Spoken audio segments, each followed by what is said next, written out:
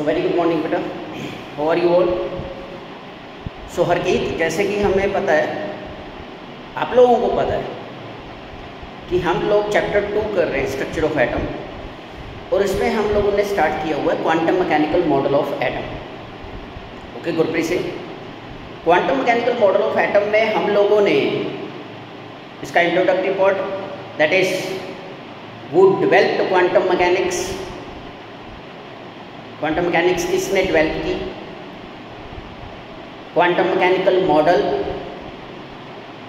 क्या था, इसके बारे में हम लोगों ने डिस्कस किया है। Schrodinger wave equation, one of the part of the quantum mechanical model, जो क्वांटम मैकेनिक्स का one of the most important part है, वो हमने डिस्कस किया था, श्रोडिंगर वेव इक्वेशन। नाउ हम लोग कर रहे हैं the solutions of Schrodinger wave equation, which provide set of 3 numbers which we call quantum numbers. Quantum numbers में हम लोगों ने 2 क्वांटम नंबर्स डिस्कस किए थे। एड ऑन लेक्चर है, ये आपको पता है, मैंने आपको ऑलरेडी एनिमेटेड वीडियो भेजा हुआ है जिसमें कंप्लीट डिस्क्रिप्शन है about the quantum mechanical model of atom. ये एड ऑन वीडियोज़ हैं ताकि थोड़ा सा और इलैबोरेट हो जाए। हम लोगों ने 2 क्वांटम नंबर डिस्कस किए थे। The first one was principal quantum number. Principal quantum number tell us about the main energy level और main energy shell in which electron is present. इसको स्मॉल n से डिनोट किया जाता है और whole number values हो सकती हैं 1 2 3 4 up to so. For example n is equal to 1 की अगर बात करें तो ये वो एनर्जी लेवल होता है which is closest to the nucleus. जैसे जैसे n की वैल्यू इंक्रीज करती जाती है वैसे वैसे the distance from the nucleus to the shell वो इंक्रीज करता जाता है। मतलब कहने का ये है कि साइज ऑफ एटम इंक्रीज करता जाता है। तो हम लोगों ने डिस्कस किया था कि प्रिंसिपल क्वांटम नंबर जो है वो साइज ऑफ एटम को प्रेडिक्ट करने में हेल्पफुल होता है। इसके अलावा energetics, that is energy of electron present in nth shell, उसके बारे में भी हमें ये प्रिंसिपल क्वांटम नंबर जो है वो इंफॉर्मेशन प्रोवाइड करवाता है। नाउ इसके अलावा दूसरा हम लोगों ने डिस्कस किया था सेकंड एज़ीमुथल क्वांटम नंबर, या हम इसको एक और नाम से जानते हैं एंगुलर क्वांटम नंबर या एंगुलर मोमेंटम क्वांटम नंबर। ये हमें प्रोवाइड करवाता है number of sub shells present in main energy shell. एक मेन एनर्जी शेल में नंबर ऑफ सब शेल्स कितने प्रेजेंट है, इसके बारे में हमें इंफॉर्मेशन प्रोवाइड करवाता है कौन, एज़ीमुथल और एंगुलर मोमेंटम क्वांटम नंबर। इसकी जो वैल्यूज होती हैं, जो पॉसिबल वैल्यूज होती हैं, that's are from 0 to n-1 होती हैं। दैट इज कहने का मतलब इसकी जो वैल्यूज है वो प्रिंसिपल क्वांटम नंबर की वैल्यू के ऊपर डिपेंड करता है। एक पर्टिकुलर शेल में number of sub shells are exactly equal to the shell number. एक पर्टिकुलर शेल में जो नंबर ऑफ सब शेल्स होते हैं, जो हमें ये एज़ीमुथल क्वांटम नंबर प्रोवाइड करवाता है, वो होते हैं शेल नंबर के इक्वल। जैसे फॉर एग्जांपल अगर फर्स्ट शेल की बात कर रहे हैं तो सब शेल भी कितने होंगे, 1। अगर सेकंड शेल की बात कर रहे हैं तो सब शेल कितने होंगे, 2। अगर थर्ड शेल की बात कर रहे हैं तो सब शेल थर्ड शेल में कितने होंगे, 3। ये हम लोगों ने डिस्कस किया था। For example n is equal to 1 के लिए n की एक ही वैल्यू होती है 0, n इज इक्वल टू 2 के लिए n की 2 वैल्यूज हो जाती हैं 0 and 1। तो हर एक वैल्यू ऑफ n के लिए n की वैल्यू रिस्पेक्टिवली n-1 तक वेरी करती है, और उसके अकॉर्डिंगली डेजिग्नेट किया गया था different sub shells that are present in a particular energy shell. That is main energy shell में कौन कौन से सब शेल्स होते हैं, उसके बारे में हम लोगों ने डिस्कस किया। कौन से, जैसे फॉर एग्जांपल अगर n की वैल्यू 0 है तो जो सब शेल होगा उसकी डेजिग्नेट किया जाएगा s से, स्मॉल s को हम शार्प भी बोल देते हैं, सब्सिडरी सब शेल भी बोल देते हैं शार्प, ठीक है, शार्प और subsidiary. Similarly l is equal to 1 के लिए p सब शेल होता है principal, l is equal to 2 के लिए t सब शेल प्रेजेंट रहता है diffused. Similarly l is equal to 3 के लिए f सब शेल होता है, और l इज इक्वल टू 4 के लिए g sub shell up to so on, ऐसे चलता रहता है ये। This is how the values of azimuthal quantum number or angular momentum quantum number depends upon the values of principal quantum number. Okay, तो ये हमें जो azimuthal quantum number है, एक तो हमें ये शेप्स प्रोवाइड करवाता है बेसिकली, मतलब number of sub shells provide करवाता है, कौन कौन से सब शेल्स प्रेजेंट होंगे आपके मेन एनर्जी शेल में। दूसरी बात जो इसका अल्टरनेट नेम है वो लास्ट वीडियो में हमने डिस्कस नहीं किया था, that is angular momentum quantum number में इसको बोला जाता है। वो इसलिए बोला जाता है क्योंकि जो एजिमुथल क्वांटम नंबर है ये हमें एंगुलर मोमेंटम ऑफ इलेक्ट्रॉन भी प्रोवाइड करवाता है। This is very very important. It also give us the angular momentum of an electron present in a subshell. That is कैसे, ऑर्बिटल एंगुलर मोमेंटम जो होती है that can be given as square root L into L plus 1 into H upon 2 pi. ये जो relation है, this relation give us the orbital angular momentum of electron, और you can say orbital angular momentum of electron present in a subshell. So this is about कौन सा, azimuthal quantum number, या इसको बोल देते हैं एंगुलर मोमेंटम क्वांटम नंबर, जो हमें बेसिकली दो चीज़ें प्रोवाइड करवाता है। एक number of subshells present in the main energy shell, और दूसरा orbital angular momentum of electron. Okay जी, दिस इज द केस। इसी तरह से ये सबशेल की शेप्स होती हैं, जैसे एस सबशेल शार्क कहते हैं, ये डिस्क शेप होती है, जो नेक्स्ट क्वांटम नंबर हम करेंगे उसी के साथ इसको डिस्कस करते हैं। आज हम करेंगे third and fourth quantum number. ये कुछ क्वेश्चन आ जाते हैं इसमें से, जैसे what are the possible values of L and subshells in n equal to 3। Question कैसे आता है पेपर में, इस तरह से आता है जैसे what are possible values of L and subshells in n equal to 3। तो एसपीबी नोटेशंस के अकॉर्डिंगली n इक्वल टू 3 के लिए l की कितनी वैल्यूज होंगी, 3 ही होंगी, क्योंकि इक्वल नंबर ऑफ वैल्यूज होती हैं। The values of angular momentum और azimuthal quantum number are exactly equal to the number of shell, main energy shell के नंबर के इक्वल। अगर n इक्वल टू 3 है तो l की कितनी वैल्यूज होंगी, 3 ही होंगी। कौन कौन सी, 0, 1 एंड 2। तो 0 के लिए कौन सा सब शेल हुआ, S सब शेल। 1 के लिए कौन सा सब शेल हुआ, P सब शेल, और 2 के लिए T सब शेल। कहने का मतलब n इक्वल टू 3 के लिए L की 3 वैल्यूज होंगी, 0, 1 एंड 2, और सब शेल्स कौन से होंगे, S, P एंड T सब शेल होंगे। Is that clear? Similarly n equal to 5 के लिए L equal to 3, n equal to 3 के लिए L equal to 2, n equal to 4 के लिए L equal to 1, n equal to 1। इनमें से आप लोगों ने करेक्टनेस बतानी है। तो इस केस में n इक्वल टू 5 अगर वैल्यू है और उधर L इक्वल टू 3 है, तो इसको डेजिग्नेट कैसे करेंगे, इसको डेजिग्नेट करेंगे 5D SPD।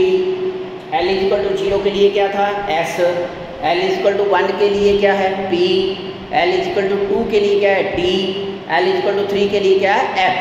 तो इसको डेजिग्नेट करेंगे 5F। n की वैल्यू 5 है और n की वैल्यू 3, तो 5F आ जाएगा, ये 3D आ जाएगा, इसी तरह से 4P आ जाएगा, 1S आ जाएगा। इस तरह से ये रहता है।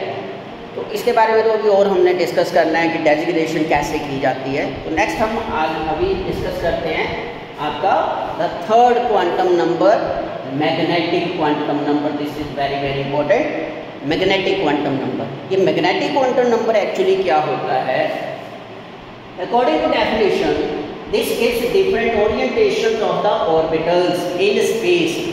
This quantum number, that is magnetic quantum number, gives the different orientations of the orbitals in space. Means to say जो मैग्नेटिक क्वांटम नंबर है ये हमें प्रोवाइड करवाता है shapes of orbital, exactly shapes of orbital.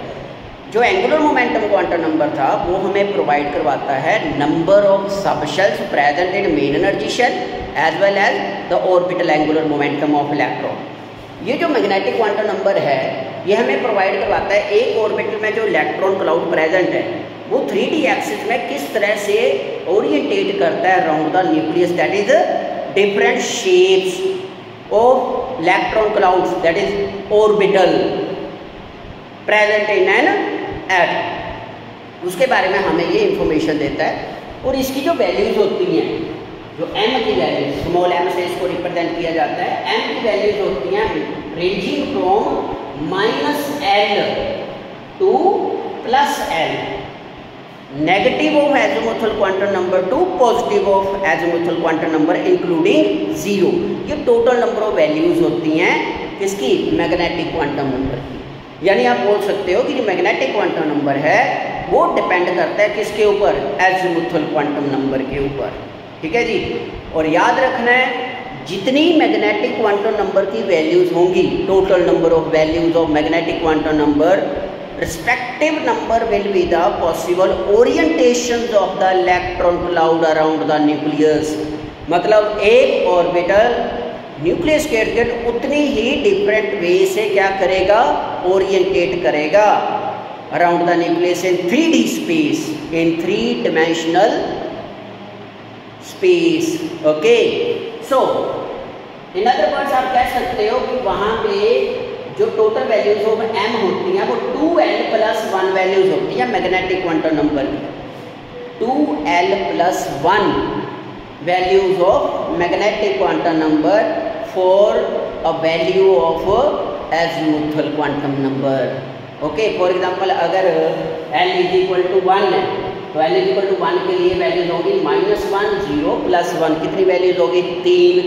ये 3 values ये suggest करती हैं कि l = 1 के लिए जो p सबशेल होता है, जो p ऑर्बिटल्स होते हैं, वो 3 डिफरेंट तरह से क्या करते हैं, ओरिएंटेट करते हैं around the nucleus. They orient around the nucleus in 3 different ways, along x axis, along y axis and along z axis. ये कहने का मतलब ये है कि जो आपका मैग्नेटिक क्वांटम नंबर है ये हमें शेप्स ऑफ ऑर्बिटल प्रोवाइड करवाता है।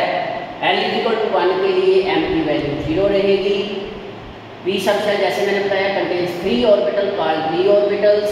ठीक है, तीनों की डिफरेंट शेप्स होंगी। l = 2 के लिए m की वैल्यूज टोटल 5 हो जाएंगी।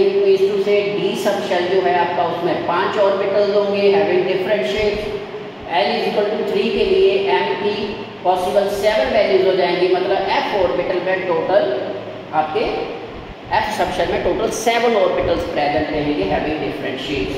तो कहने का मतलब number of orbitals in a given subshell आप कह सकते हो s सबशेल में एक ही ऑर्बिटल रहता है क्योंकि m की एक ही वैल्यू होती है 0, और इसकी शेप भी एक ही रहती है, disc shape, only disc shape होती है। सिमिलरली p के लिए 3 ऑर्बिटल्स हो जाते हैं, d के लिए 5 हो जाते हैं और f के लिए 7 ऑर्बिटल जो है वो प्रेजेंट हो सकते हैं। तो ये रहता है कौन सा, magnetic quantum number, the third quantum number of quantum mechanics, that is obtained from the solution of Schrodinger wave equation. Okay, clear, ये आपके क्वांटम नंबर्स हैं।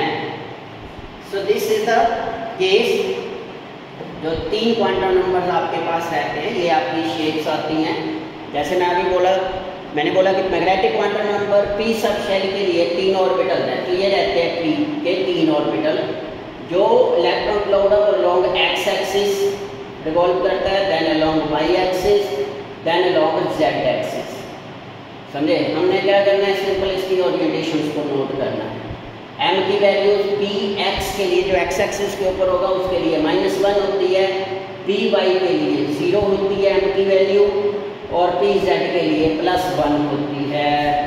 The possible orientation of electron cloud present in an orbital. Okay, similarly जो हम बात कर रहे थे d की, तो d सबशेल में कितनी ओरिएंटेशन थी, 5 वैल्यूज थी मैग्नेटिक क्वांटम नंबर की d के लिए, d सबशेल के लिए। तो इट मीन्स टू से जो d सबशेल में इलेक्ट्रॉन क्लाउड है 5 डिफरेंट वे से ओरिएंटेट करते हैं around the nucleus in 3D space. वो इस तरह से आप देख सकते हो, dxy, dyz, dzx, dx² - y² and dz²। ये जो आप लूप्स देख रहे हो, लूप्स एक्चुअली ये इलेक्ट्रॉन क्लाउड्स हैं। These loops are electron clouds. Okay, तो जो डी एक्स वाई होता है वो एक्स वाई प्लेन में इलेक्ट्रॉन क्लाउड लाई करता है, डी वाई जेड प्लेन में लाई कर रहा है, डी जेड एक्स प्लेन में लाई कर रहा है। फिर X square minus Y square की जब बात करते हैं तो ऑन द एक्सिस, जो इलेक्ट्रॉन क्लाउड है वो ऑन द एक्सिस लाई करता है, on the axis. Similarly D Z square में जेड एक्सिस पूरी कवर रहती है और बाकी की मर्ज हो जाती है in the form of ring, जैसा कि आप यहाँ पे देख पा रहे हो। This is D Z square, value of D Z square, समझे? So this is the, you can say, ये आपके पास स्ट्रक्चरल एनालिसिस है किस किस की, पी सब शेल की और डी सब शेल की इलेक्ट्रॉन्स की। सिमिलरली सबसे ऊपर आप देख पा रहे हो, ये अगर देख रहे हो थोड़ा सा, ये डिस्क शेप होती है, ये एस सब शेल की शेप होती है, एस सब शेल जिसको शार्प बोलते हैं, ये डिस्क शेप होती है। Okay, this is the disk shape, clear बेटा? This is the case. तो ये आपके पास possible orientation of electron clouds around the nucleus present रहते हैं, जिनको हम शेप्स ऑफ ऑर्बिटर बोलते हैं। These are given by magnetic quantum number. तो ये आपका थर्ड क्वांटम नंबर था, मैग्नेटिक क्वांटम नंबर। इसको एक बार दोबारा से अच्छी तरह से रीकैप कर लेना, और ये स्ट्रक्चर्स जो हैं ये जरूर ड्रॉ कर लेनी, आपकी एनसीईआरटी में भी ये गिवन है, और इनके बारे में थोड़ा सा पढ़ लेना अच्छी तरह से। Okay, take care, bye bye.